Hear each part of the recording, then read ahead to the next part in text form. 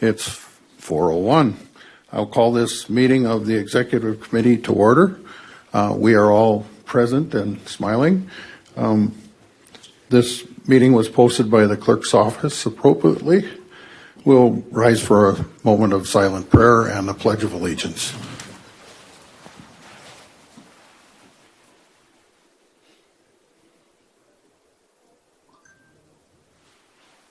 I pledge allegiance to the flag of the United States of America and to the republic for which it stands, one nation, under God, indivisible, with liberty and justice for all. The minutes from September 18th were in the packet. Does anybody have any corrections? There being none, we'll accept them as recorded. Our first item will be an update on the status of the former UWM Washington County campus, which will be presented by Josh Schoeman. Thank you, Mr. Chairman. Can you hear me okay? Yep. Excellent. Very good. Well, thank you for the opportunity to give you a little bit of an update. It feels like things are moving slowly from a public perspective, but behind the scenes, things are moving along quite well. We've had a number of conversations with the West Bend School District. They have had some public discussions and many private, including a couple of tours of the campus and another one that is impending. Superintendent Wimmer and I are now on a regularly scheduled set of meetings, Zoom meetings that are happening every other week. Our next one is actually a couple weeks from now. And so as they are going through their referendum process, things are continuing to happen in the background. In addition to that, I've informed you in the past that we had interest from a charter school that was looking at utilizing the campus. We continue conversations with them, but I will say our kind of the driving force of this conversation is the West Bend School District and then the other school districts here in Washington County. We have received a joint letter from all 5 school districts indicating interest, particularly in providing services for what I will call some higher end special needs students who currently are all sent out of Washington County for their needs. There's a heavy amount of tuition costs and a heavy amount of travel costs that go with that. And there could be some real synergies and efficiencies, economically speaking, as well as bringing our students back home, which is always a goal closer to home. So all of those things continue in process. I start with those because really what we're trying to do at this stage, as you might recall from the conversation with the City Council, is finding that anchor tenant, if you will, to be able to cover the cost of the operation of the facility, similar to the way that UW had for the last 60 years. And then once that is in place, really starting to build out all of the other components that would make it would achieve the vision of the Washington County Social Capital. So continuing to do the work that it's going to take to get that anchor tenant in place. And I'm hopeful that by next month, if not then the month after, we're able to come to you with some kind of concrete something and continue our progress towards having that anchor tenant. Any questions? Supervisor Kelling. Josh, have we had any more communication with the city as far as the buyout, or is that a dead issue now? I've talked with the mayor directly. I haven't talked to any of the aldermen or the administration. I wouldn't call it a dead issue, but I will say that I think the city is really waiting to see if we can deliver on this anchor tenant concept. If we can, I think, our proposal, or at least the concept of Washington County Social Capital can take off. If we can't land that anchor tenant, then I think we have to get back to the drawing board and maybe have a subsequent meeting with the City Council. Thank you. Thank you. Anything else? Okay, we'll move on to the next item, which is Resolution 2025 budget amendment.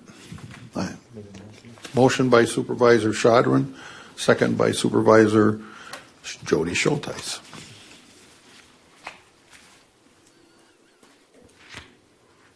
Ready? Ready. Okay. Thank you, Mr. Chairman. So this budget, what I call a budget repair resolution, is in front of you today. We're here having this particular discussion because you all know, but for those in TV land, we have a biennial budget process. So we are not going through our annual budget.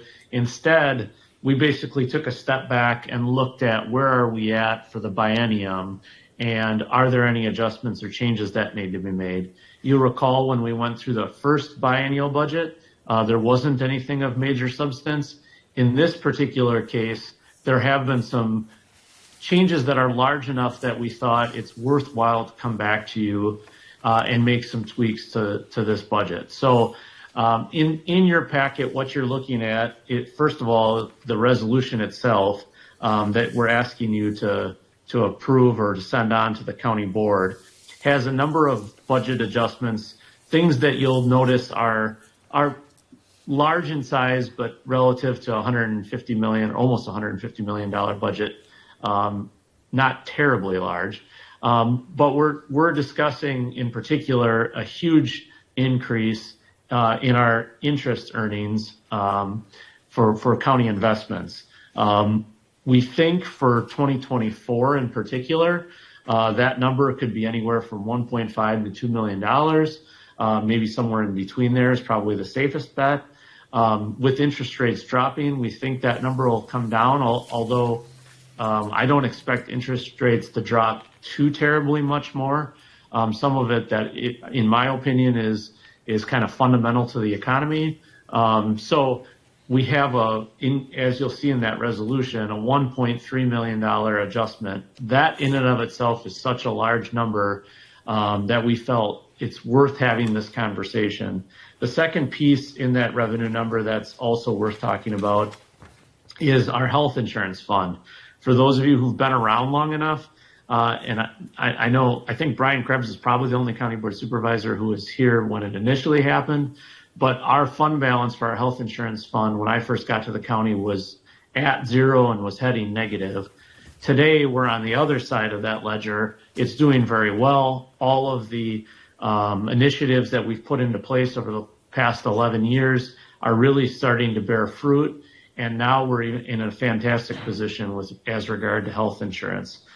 So that particular segment is doing quite well as well, putting us in a position to be able to actually make proposals for health insurance that would lower deductibles, that would lower out-of-pocket expenses, that will lower premiums, and in addition to that, do some additional things as you can see in this resolution. So since that's generally speaking an employee or an employer-related expense, you'll see a $250,000 or 1% cost of living adjustment in addition to what we have been doing. That expense would be covered from this health insurance savings area.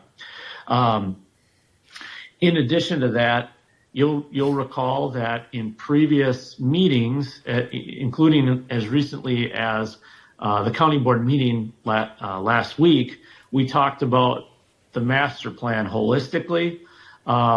This is an issue that, of course, is quite a large expense if we were to try to tackle the entirety of the master plan.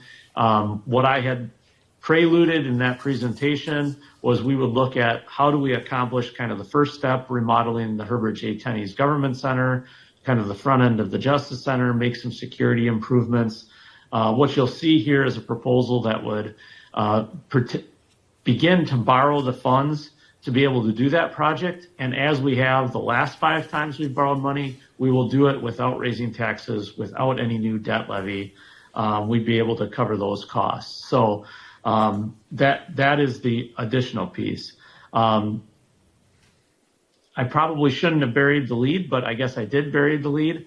The other thing that we always want to start with, and really what began the conversations, at least internally, was we want to make sure we are reducing the property tax levy as we do this. So the biennium approved a higher property tax levy. You'll see at the end of the resolution that it was originally approved for $38,275,000.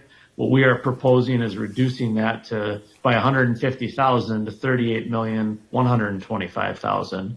So, while you're seeing other places talking about, new fees and new sales tax and referendums, we're actually proposing another tax levy cut. I think this makes it the 7th time in 12 years, if I'm doing my math right. But we're continuing that trend of reducing the levy every time we get an opportunity. In addition to that, a couple other things that are worth talking about. We've been talking for a while now about how do we fund the anti-crime plan B. Our initial goal in your packet was to try and fund an additional detective. Since this is a budget repair resolution, what we found in this process was that we actually have a massive increase coming for our jail medical expenses. I believe the Public Safety Committee heard about that a little bit this morning.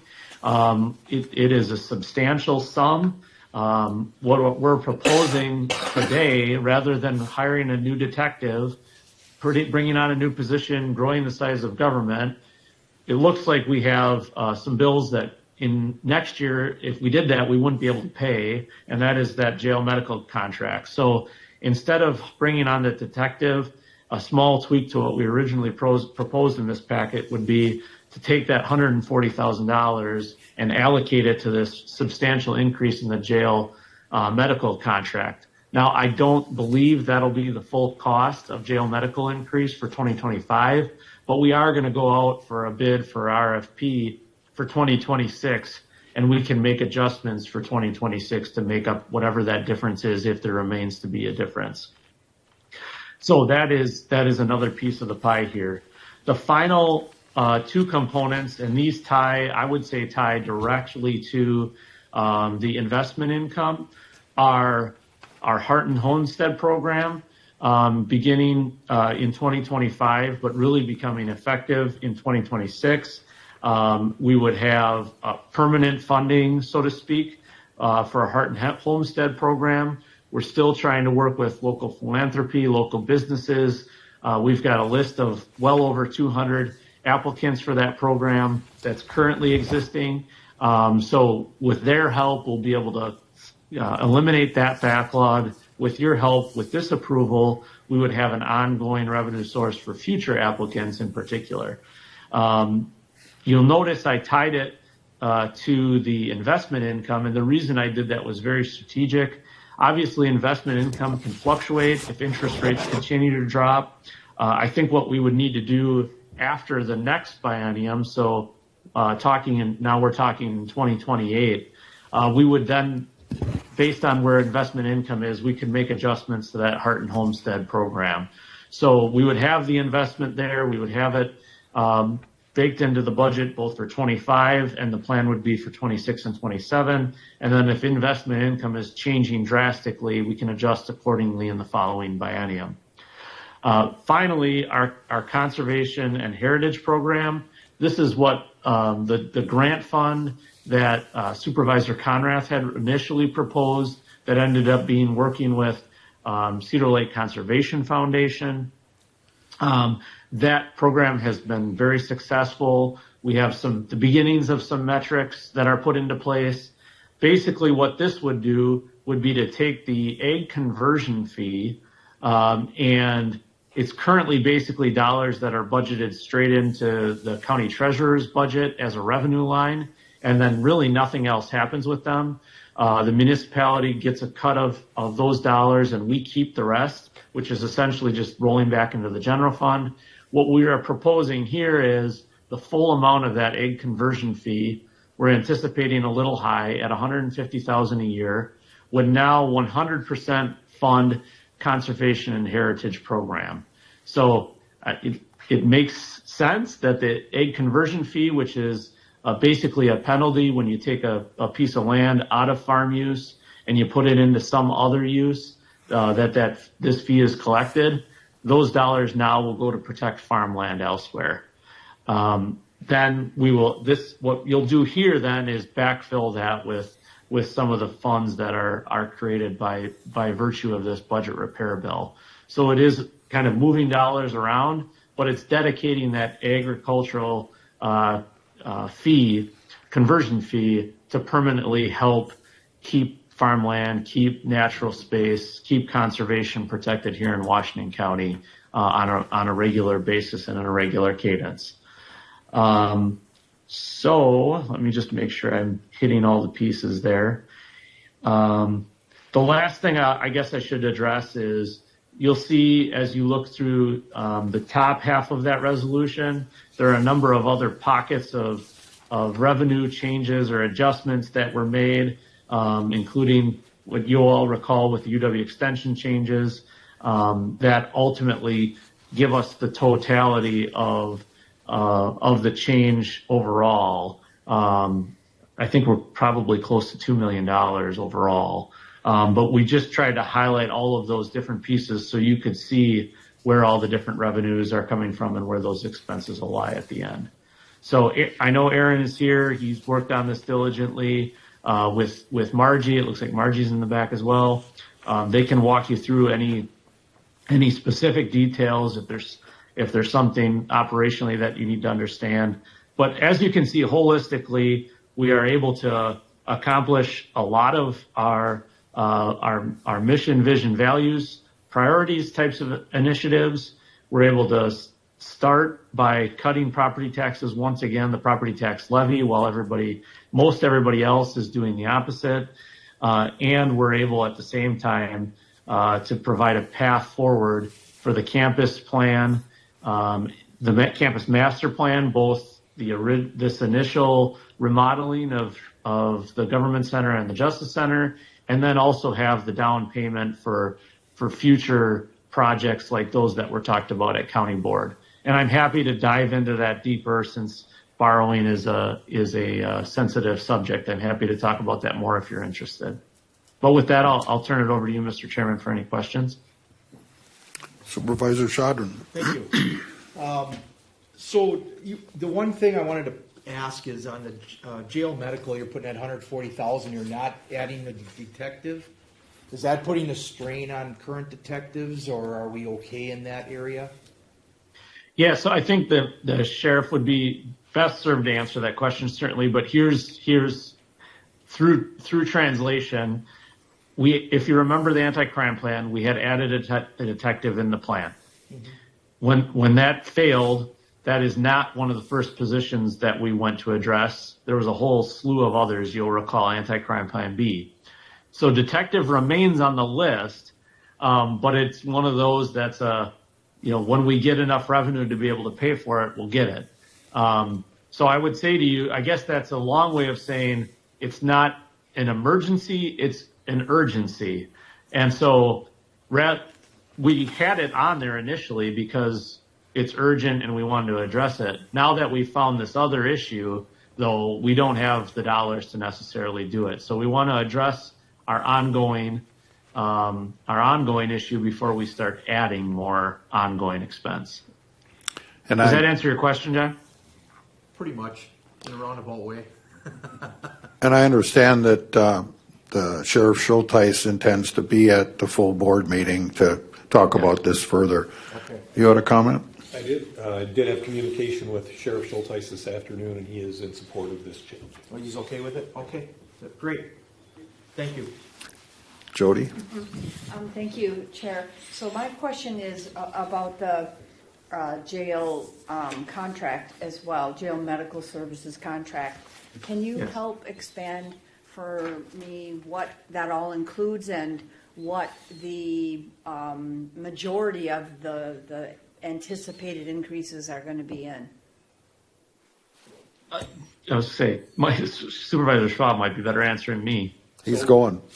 In the past, at one point, we had tried to have an internal county employee take care of medical services, and due to liabilities and general upgrades in medical services, it became apparent that we'd be better off to contract with a provider for that. When we initially did that, Sheriff's Department negotiated aggressively to limit increases to a 3% increase for I think it was a 5-year period. And so we did very well on that. But since COVID and all the other changes that have happened in the medical industry, those changes have no longer been limited to 3%. The new contract is going to be much higher. And in spite of working to negotiate as aggressively as possible, there's just unanticipated overruns, right? And so that's what we're dealing with. Okay, thank you. Yeah, when I first came to the county, it's what Supervisor Schwab just described. We had an RN. We switched away from that, and he's right. Sheriff Schmidt at the time was very aggressive, conservative, getting that contract negotiated. And the truth is, the health care costs in the jail have skyrocketed precipitously, and it's not just us. This is happening all over the place. We've had that 3% built in, and now we're feeling the pain of that contract's over, and of course the cost of RNs, the cost of doctors have all gone up way more than 3% a year. So we're feeling it. The honest feeling, I believe Aaron can speak to this maybe a little bit too, is the honest feeling from Captain Lehman is even if we go out for RFP or bids, we're not probably going to save a ton of money. But I think given how big the increase is that they're talking, we're talking I think a 65% increase or so, Aaron. Is that about right? Yeah. So given the increase being that much, at a minimum, we should go out for bid just for that purpose. So it is quite a challenge for the sheriff's office to manage right now. Thank you. I'll add one thing too. I sit on the claims committee for County Mutual, and the cases that you see, it's crazy. So you need to have good people on site. Supervisor Kelly.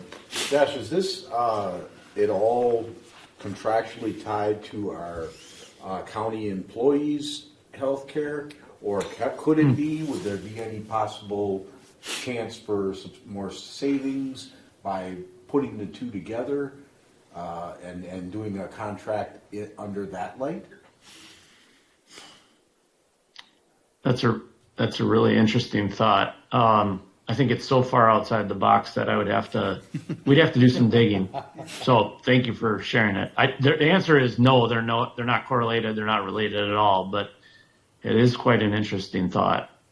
I don't know if we're talking apples and oranges here, or a doctor is not a doctor, right? Your podiatrist and your family practice are two totally different things. But we can certainly do some digging on that. See if maybe there is some synergy. Thank you. Any further discussion? There being none, we'll vote. All in favor, say aye. Aye. Any opposed? Okay.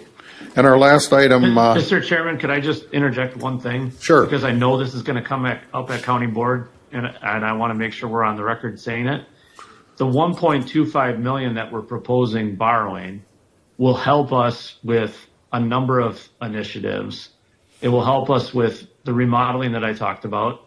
It will provide dollars for funding the $3 million we use for roads every year, which will free up money to help continue and perpetuate lead lateral replacement. And it will help us with another major project that I know the sheriff has talked about in the past, and that is an indoor shooting range. But more importantly than that, it will be the down payment or the principal and interest chunk to pay for any future changes with the public agency center in a new building. And we can walk you through that in a future meeting, but all of this sets the stage to be able to do those things without raising property taxes and create the opportunity for that change in the public agency center in the future, where there could be an increase of some sort, but it'll be dependent on what your committee or what the ad hoc committee you create, however you decide to do it, with that public agency center move, how that works. In other words, you'll have some money to work with for principal and interest payment if we stagger this all correctly, just by making this one move here. Does that make sense? Of course, you're going to have to explain it at length before the county board. Yes, absolutely. I didn't want to, just like with the master plan presentation at county board, I don't want to say we're borrowing this money and now you're on the hook for some future decision. That's not the case. But by you making this decision with this budget repair resolution, you're putting yourself in a position where if you do decide you want to do a $25 million building, for example, half of the annual principal and interest payment is in place for you to do that if you choose.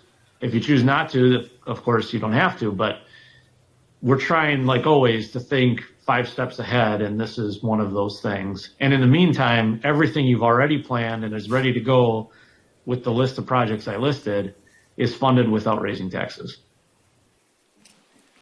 Thank you. Thank you. Before you go, the next item is the report of ARPA funds utilization for the countywide communication of election information. Yes, thank you again, Mr. Chairman. And Ashley can probably speak to this as well or better than I. She and Fran have been working diligently on the piece. You can see that we're talking about advertising essentially all of the hours of operation for every municipality in the county and mailing that to everybody. So we used ARPA dollars to be able to do that. I believe, do you remember the exact price? 20, maybe, I'll say it's less than 25,000, but more than 20. And that piece will go to every member of the community. So every town is listed, every village and city is listed. So all 300 additional hours plus of in-person absentee is listed. You'll start seeing it in mailboxes already this week, and hopefully everybody will have it before Tuesday. But if not before Tuesday, it'll be Tuesday or Wednesday at the latest, I would think. So that is in process. Ashley, anything we should mention or add to that? No, I think that's everything. I do just want to thank our municipal clerks because they went above and beyond, and adding an additional 300 plus hours is absolutely amazing. So Totally agreed. And we'll also be sharing this on social media. So for any elected official or municipality who's willing to share it, please, feel free to share it. And that's forthcoming as well.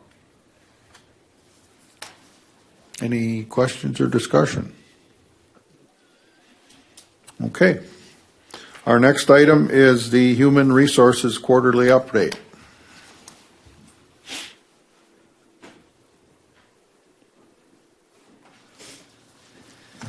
Good afternoon. So everybody should have received the report. I'm not going to go into any detail other than everything is on track. I can speak to any individual item if they'd like versus, I guess if you'd prefer, I could walk you through each item if you would like me to do that as well. I don't know that you need me to. Any questions? Glad to answer them. Questions? No, not for me. Looks like everything's. As usual, as long as everything's on track. Yeah. So far, Thank you. I can teach you up when it's all on track.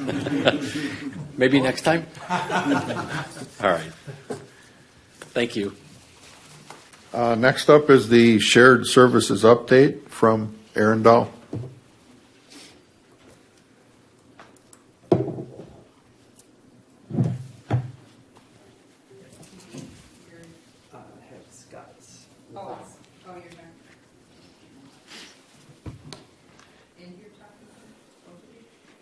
No, just me. Okay. You need the computer up? I do, yes. I've got a. 5 is what you're saying? I thought you were waving to me. Oh, sorry. No, I've got. All right.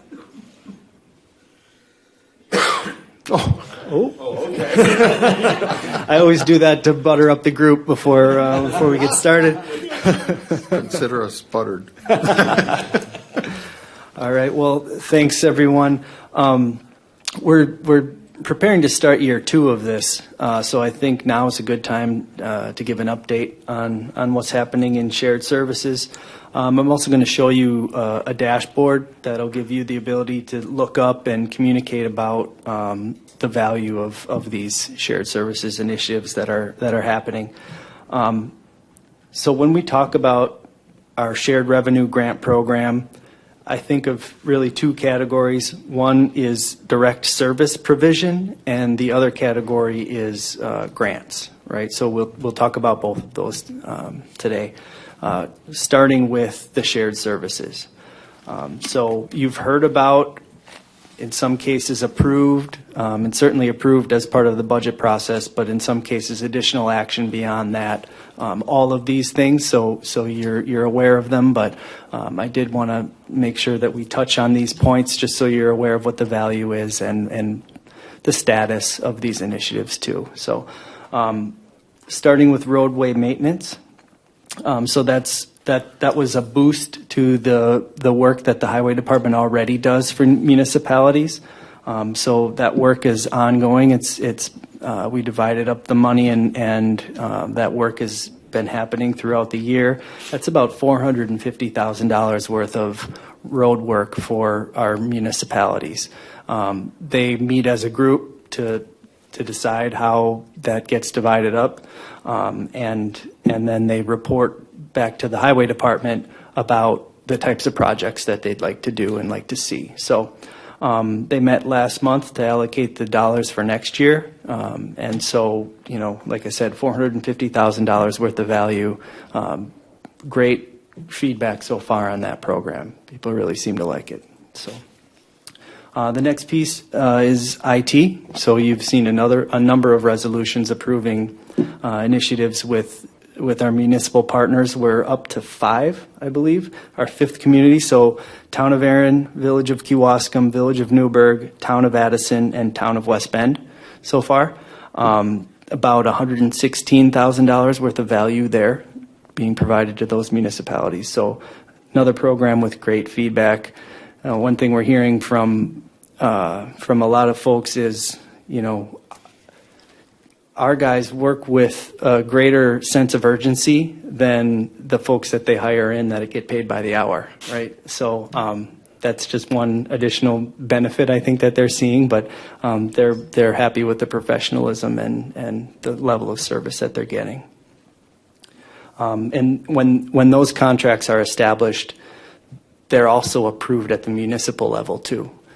So in all of these cases, the elected bodies are seeing the value and approving and recognizing that value through board or committee or through council action, typically. Moving into the patrol deputy. So the town of West Bend has approached us about additional patrol presence. That was earlier this year that was approved. That's online. It's happening now. It's about $55,000 worth of value in year 1. That jumps to about $75,000 in year 2, and as we continue, the number's a little smaller in the first year because we're just implementing.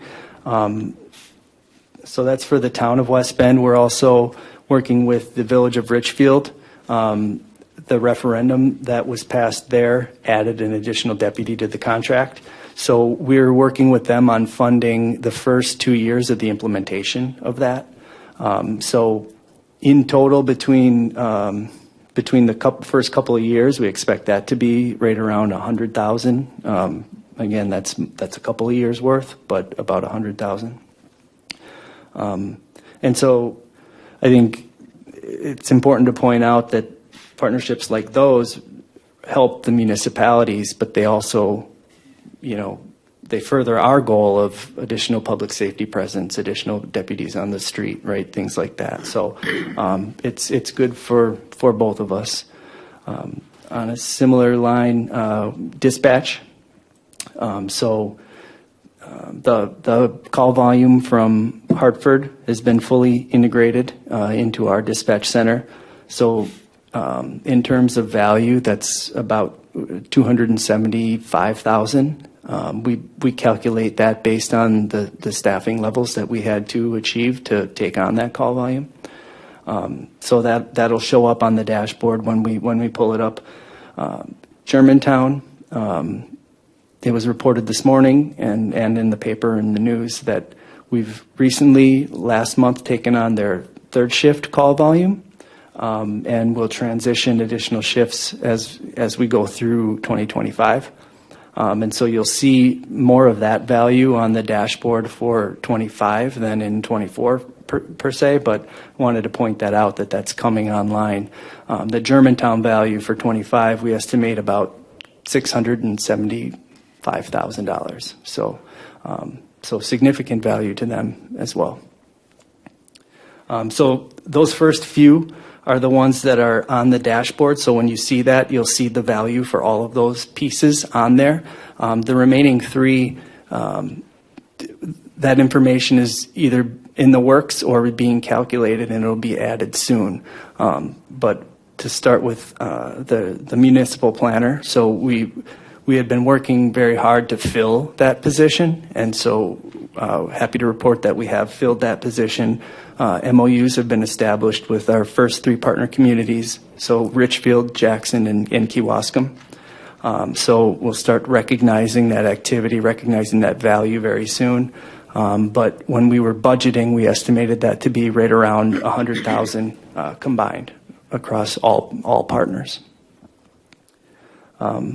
Tax bills. So we centrally generate tax bills for our municipalities. We've been doing that for a number of years now. We'll continue to do that. We just won't charge them for it this time. So again, we estimate that to be about 50, maybe a little bit higher than that, 50,000. Again, that's split across all of those municipalities. Election work. Looks like I forgot to add that bullet on this presentation, but elections is another shared service that's going to show up on that dashboard. So that's the normal work that we do for programming machines and things like that. But the election integrity initiatives will also be on the dashboard once the election's over and we get a sense for exactly how much that cost. We'll add that to the dashboard as well. And then the last piece that I wanted to talk about with the services is GIS. So later tonight, you'll be seeing that resolution authorizing us to enter our first contract for shared GIS services. We have MOUs around the county now, but this will be our first shared services initiative with the city of West Bend, and it'll be same model as IT. So we use our economies of scale to be able to provide quality services to a municipality. So as that comes online, we'll start adding that value to the dashboard as well. Right now we've got another municipality that's interested as well. So as we build these agreements, we'll start to update our existing MOUs as well. And Eric might touch on this later, but we're currently charging some folks for this service. I say currently, I don't think we've done it yet this year, but when we do, we've got agreements in place where we can charge them. We're looking to modify those agreements, and the revenue we're talking is very minimal. So generally speaking, we're talking $75,000 to $100,000 of value for, for shared GIS.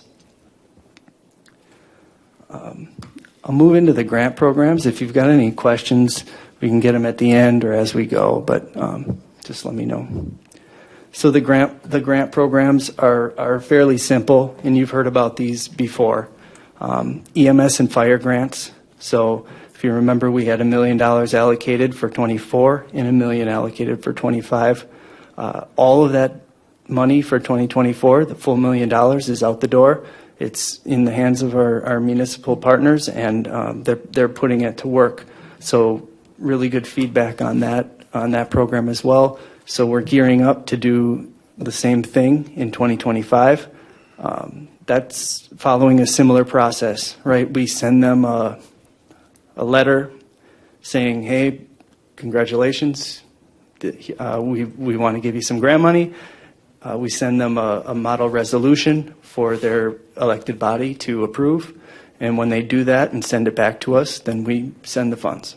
So again, looking for that recognition of value, recognition that we're trying to work together and apply these programs. And then the last piece is lead laterals. So you'll recall those conversations started with the city of West Bend, but as they progressed, we're seeing need in other communities, Kewaskum, Slinger. So we had $3 million in total in that program.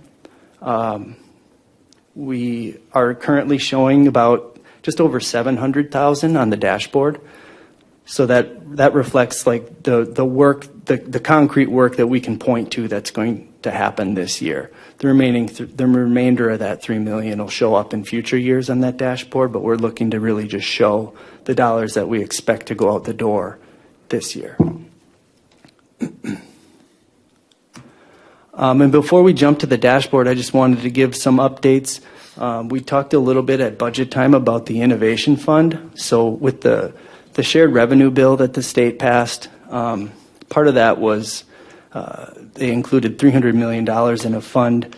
It's called the Innovation Fund. It's really to encourage sharing, transferring of services, really good shared services work like we're doing today. We've been waiting since then for rules from the Department of Revenue so that we could actually use the funds and apply for the funds. So still nothing on that front. We've been told that the rules will be finished by next summer and we can start applying next summer. A little bit disappointing because we're missing out on some dollars, but we're not going to hold our breath and wait for the state. We're going to keep moving, and once those rules are established, we'll apply and capture our share. So with that, if you've got any questions, I can answer those. Otherwise, I was going to jump out to the dashboard. You might have some questions after you see that as well. I can wait. Okay. I can wait till these numbers. Supervisor Kelly. Thank you, Mr. Chairman. More a statement, and I've said it in the past, and I'll continue to always pound this home every chance I get. It's a grant. It's important that these things are granted to our local municipalities so that the aldermen and the community at large can understand that this is the county reaching out with county dollars to help the local municipalities and work together. And I really like the way you have them accept the grant in the form of a resolution. This is very important for public awareness and even for a lot of supervisors or trustees, depending on what they have, for them to even be aware. You know, these are where your dollars are going to. So I appreciate that you do that, and I strongly encourage you to continue with that as much as you can. Thank you. Great. Thank you for that. And we meet regularly with the chief elected officials from those municipalities. And they have no issues with doing it that way either. So seems to be fine. Well, we've not heard of any issues from them about it. So Supervisor Schwab. Is it your feeling that the funds that are distributed via grant or direct services are equitably distributed across the county? It is, yeah. We've got formulas in some cases. We've got committees or groups that are being assembled to actually, and in some cases, they're deciding on how that formula works. So I would say yes. We've to date not gotten really feedback about that as well. So I would say yes. Thank you. I guess I might just jump in since everybody else is. Okay. If it's okay. So my feedback that I've been getting in my district is they're all happy with this. It seems like they're even more happy than if we would have went with the shared revenue, right? Because they think they're getting a bigger bang for the buck. Because like you said, when you talk about efficiencies, I think we're in some areas more efficient than they can be. So I think they've been seeing that we're saving them money. And then the two-prong, the second part of it, which is what you're gonna cover here, is this stressing not only our services, our capability of handling it, or our budget? And I'm sure you'll probably address that right here, right? Yeah. Is it something that we can handle moving forward? I'm glad to see it, we are doing it because of the positive feedback I've been getting. But is it going to be real stressful as they demand more and more as time goes on, I guess is where I'm going with this.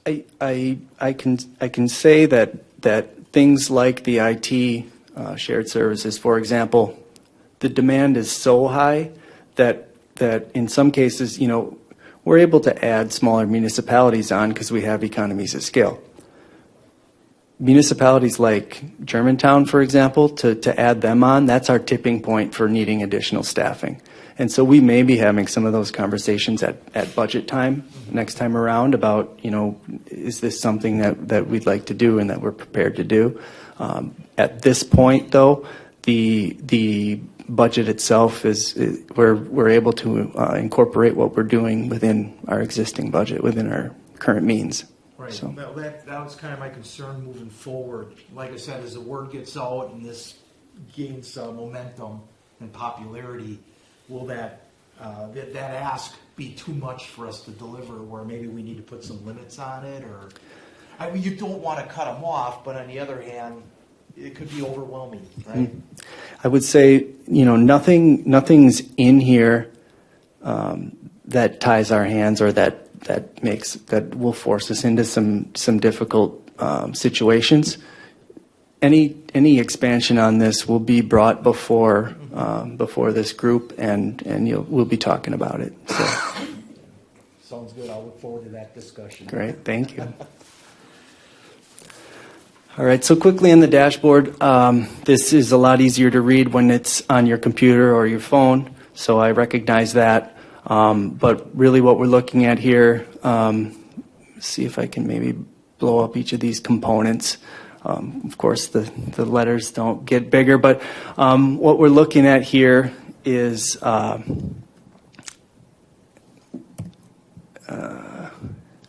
now I blew it up and I lost track of where I am.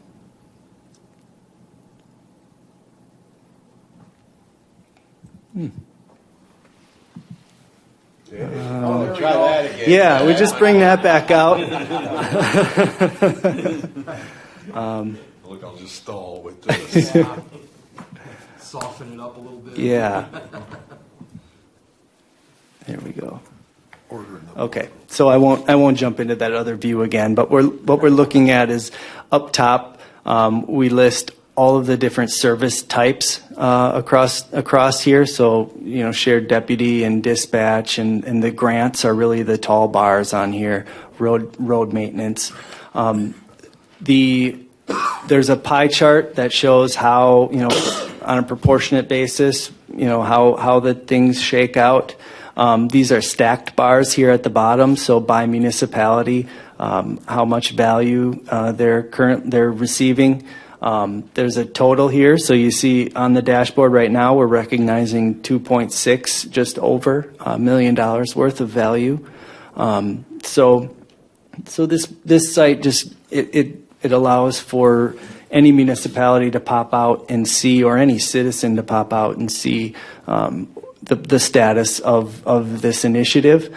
Along the left side here, you can dive into a specific initiative.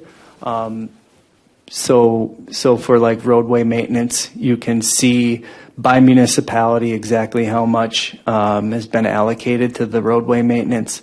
And so you can do that for any of those service types. And like I mentioned, we'll be adding additional service types as we have more data and more information. And then finally, you can also drill in by municipality. I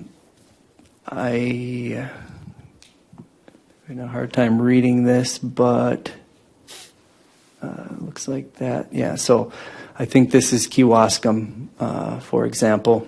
And so here you're able to, again, dive in by municipality, see the different service types across the top, see that stacked bar, see that total. So you can dive into any municipality and sort of get a picture for what they're recognizing in value for these service types. And so currently this dashboard sits on the county webpage under the county executives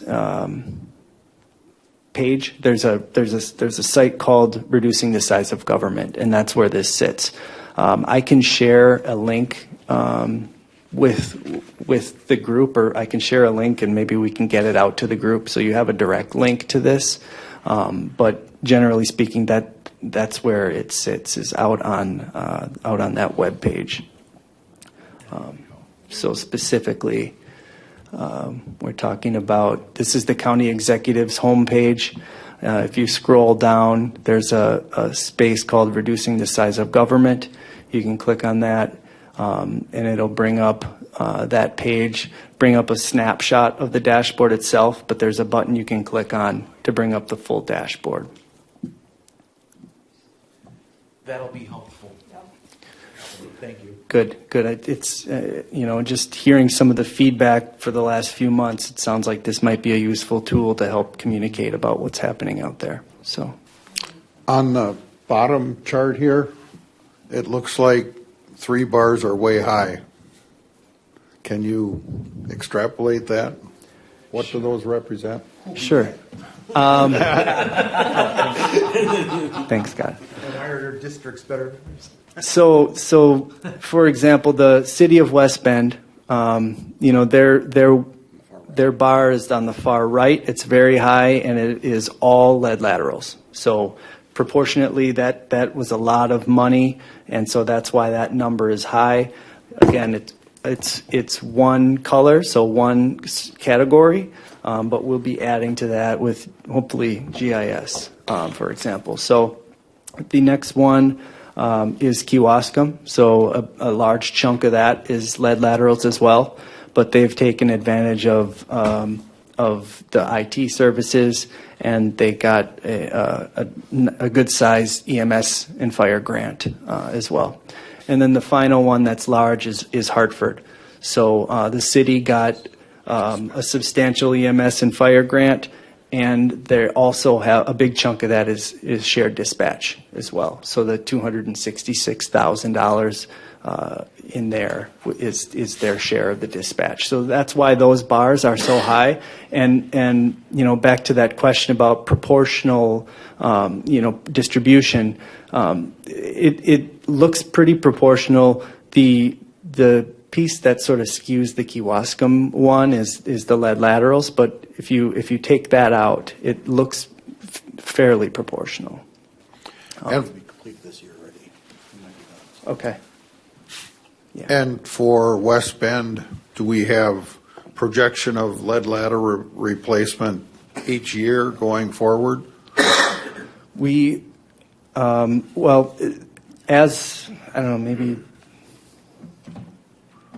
Sorry, Scott's been working on this one, so.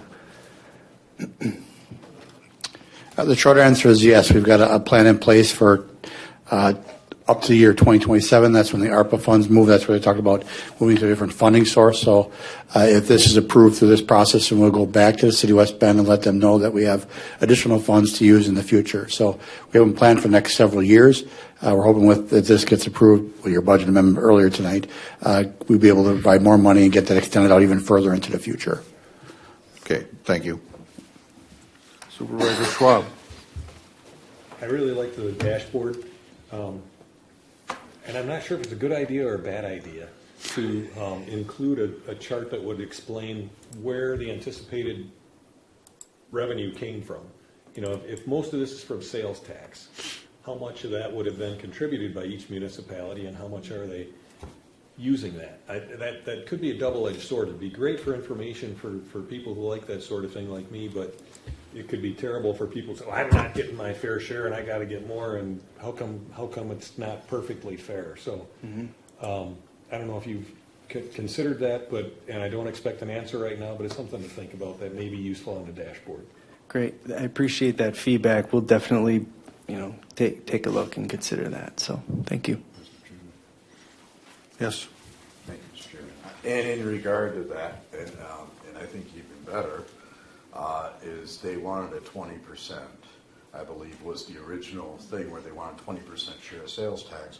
Well, if we can show this value versus 20% rather than breaking it down individually, I think then they can see, well, geez, okay, now we're getting much more value because we're taking over services. And I think it's a bigger benefit than what they would have got in straight money. Makes sense. Yeah, I appreciate that. We'll take a look. Any further discussion? I'm good. Thank you for the very interesting demonstration. Thank you for the opportunity. Our next item is 2024 resolution for GIS shared services with the city of West Bend. Motion and a second, please. Supervisor Kelling, Supervisor Schwab. All right, so that was a great lead-in to what I'm about to talk about. GIS has worked with our local government partners for quite some time now on various projects, whether it be the MOUs that Aaron was talking about, where we maintain local zoning information for a few of our municipalities, but also things like redistricting, where we provided mapping and technical support for just about all the municipalities. So we have quite a few relationships built with all of our local governments, and we've been kind of nibbling around the edges, if you will, compared to what we're talking about today with shared services. Earlier this year, we were approached by the city of West Bend asking if we would consider GIS shared services, following a model similar to IT, where they would not fill a vacant GIS position and instead look to the county for shared services.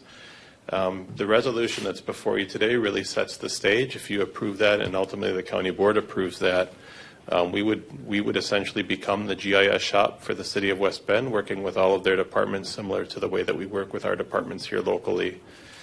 City of West Bend has had GIS really longer than Washington County. They're an established system. They're entrenched in all of their departments there, but also some of their systems are now a little bit out of date and looking to us for the county to modernize those systems. And I think we're in a great position to help them do that.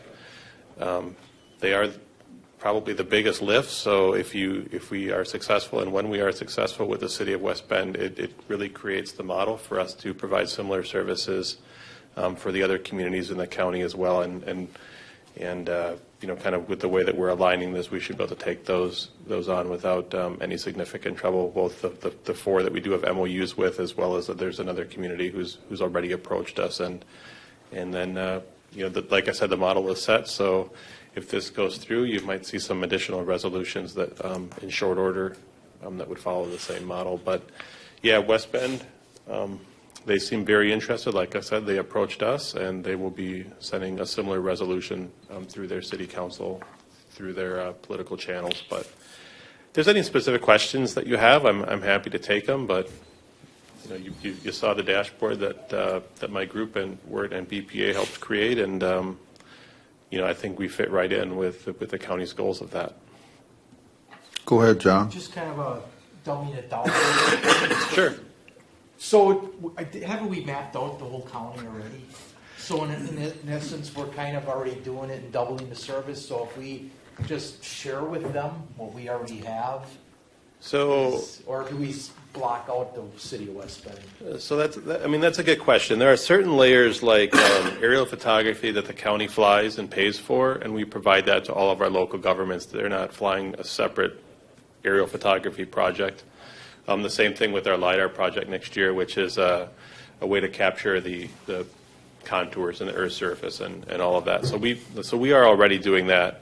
You also have other layers like parcel mapping, for example, where parcel mapping is complete for the whole county, and you used to have some municipalities that maintain their own parcel maps. So there was a time when Village of Germantown, City of Hartford, and City of West Bend all maintained their own parcel maps. They've all stopped doing that. So we do that now in my office, and we provide that back out to the municipalities free of charge that they use, as well as their consultants. So there are certain things like that where you're absolutely right, they are shared. There are certain layers that the local governments maintain, like local zoning and garbage collection routes and their own sign inventory and all of that they're maintaining through city staff or consultants that we would then be taking on. So that's information that we're not doing currently. Likewise, there are data layers that the county maintains, like our own shoreline zoning, that the local governments wouldn't have. So they're similar data sets. So we are reducing some redundancy for sure, but we would be taking on the maintenance of layers that we currently don't maintain, that the cities and villages and towns are maintaining currently. So hopefully that answered your question. Yeah, it does, and again, that goes back to the thing I always bring up with everybody. Scott's familiar with it. I always talk about efficiency, right? Yeah. That's how you save everybody money. So if we're doing this, all of it under one roof, I'm hoping it's more efficient and we can be better at it and save the county money overall. Yeah, I think it becomes more efficient, but it also it creates greater opportunities. So another shared service that you saw in there is the shared municipal planner. If all of this data resides in a single database, all of that information, whether it be traditionally county data or traditionally city data, all is now kind of in the same platform, in the same network where some of those planning applications, they'll have access to all of that information, and hopefully it leads to better planning and better decision making. Very good. Thank you. Yeah. I know, if I may go Just a first. statement about whenever you're. I know in like the IT situations, if there was software or hardware that needed to be purchased, that was at the municipality's expense. You had mentioned earlier that the West Bend system needs to be upgraded. Is that going to be at their expense? So it'll be, yes. Hard question.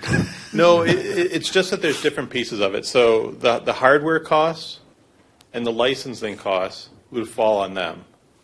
But there's also staff costs, both for their IT group as well as the GIS group, to actually do the upgrades. So there is staff time expense that we would cover over through this shared service agreement. But if there are hardware or software licensing expenses, that would stay with the local government, just like the IT model. Thank you.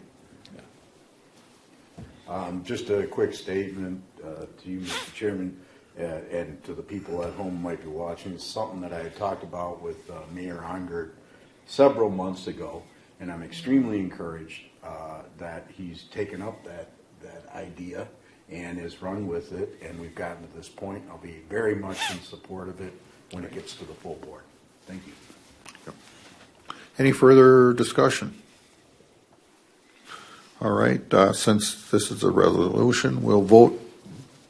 All in favor, say aye. Aye. Any opposed? Okay. All right, thank you. We'll take it on to the full board. Our next meeting date is Wednesday, November 20th at 4 p.m. This meeting's adjourned.